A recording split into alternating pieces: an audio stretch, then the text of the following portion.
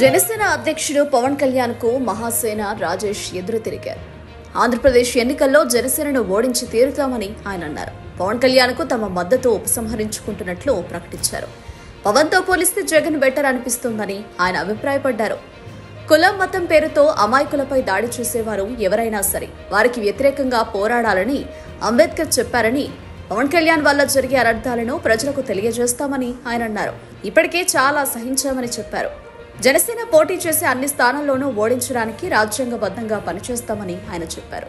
తమకు రాజకీయాల్లో పదవులు ముఖ్యం కాదని, అన్యాయానికి గురవుతున్న ప్రజల తరపున పోరాటం చేయడమే తమకు ఇష్టమని రాజేష్ అన్నారు. పదవులు కావాలనుకుంటే జగన్తోనే ఉండేవాళ్లమని, పైన ఉన్న నాయకుల్లో నిలకడ లేనప్పుడు తాము కూడా నిలకడగా ఉండలేమని ఆయన అన్నారు. ఫేస్బుక్ వేదికగా ఆయన ఈ పోస్టు పెట్టారు. మహాసేన రాజేష్ తీసుకున్న నిర్ణయం ఎన్డీఏ కూటమికి మింగుడు పడడం లేదు. మహాసేన రాజేష్ 2019 ఎన్నికల్లో వైఎస్ఆర్సీపీలో చేరి ఆ పార్టీ కోసం పనిచేశారు. ఎన్నికల ఫలితాలు వెలువడిన కొంతకాలానికి జగన్ ప్రభుత్వాన్ని వ్యతిరేకిస్తూ మహాసేన మీడియా పేరుతో యూట్యూబ్ ఛానల్, సోషల్ మీడియా ఖాతాలు తెరిచారు. ఆ తర్వాత జనసేనకు చేరువయ్యారు.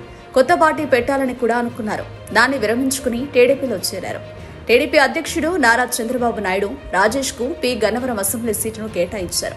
అయితే రాజేష్ కు వ్యతిరేకంగా ఆందోళనలు మొదలయ్యాయి. దాంతో ఆయన పోటీ నుంచి తప్పుకున్నారు. ఆ సీటును చంద్రబాబు జనసేనకు కేటాయించారు. ఆయన తెలుగుదేశం పార్టీ అధికార ప్రతినిధిగా కొనసాగుతున్నారు. ప్రస్తుతం మహాసేన రాజేష్ పవన్ కళ్యాణ్ మీద తిరుగుబాటు ప్రకటించడంతో చంద్రబాబుకు తలనొప్పిగా మారింది. రాజేష్ ను ఎక్కడికి రానియొద్దని తొక్కేయాలని పవన్ కళ్యాణ్ అన్నారు.